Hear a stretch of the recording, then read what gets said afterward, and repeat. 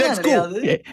എങ്ങനെയൊന്ന് character കാണുന്നില്ല എന്തിയെ middle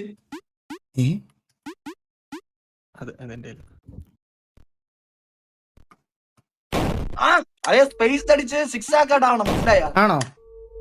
okay ഇപ്പൊ 6 ആക്ക ഇപ്പൊ റൈറ്റ് സൈഡ് സ്വിച്ച് ഉണ്ട് ലെഫ്റ്റ് സൈഡിൽ സ്വിച്ച് ഉണ്ട്. ഓ അവിടെ പോണല്ലേ സൂപ്പർ. എടാ ഇതെന്താ ഇങ്ങനെ പോണേ?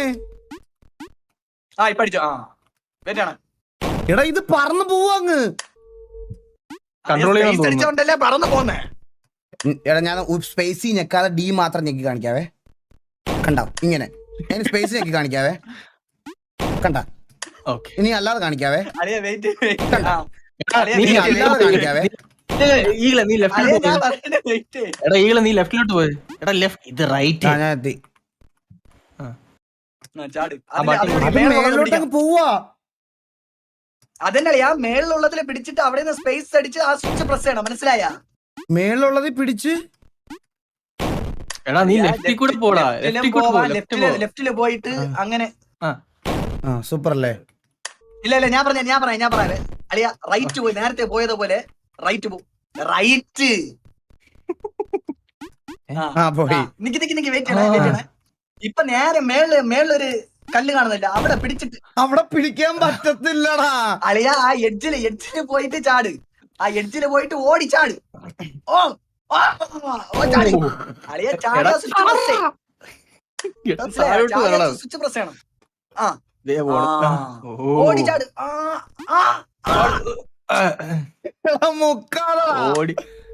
എടാ ഓടിച്ചാടടാ. ഓക്കെ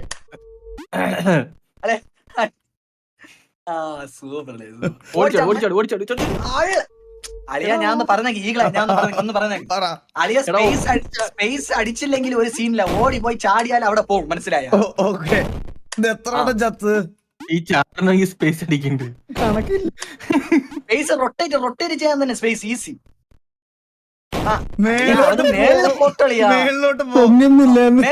ഇപ്പൊ അടിച്ചോ. ഓടി പോയിട്ട് സ്പേസ് അടി. ഓടി ലെഫ്റ്റ് സൈഡ്.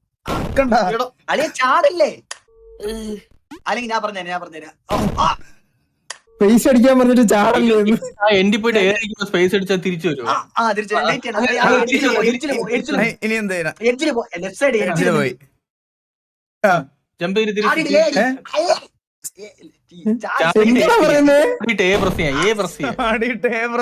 ഇങ്ങനെ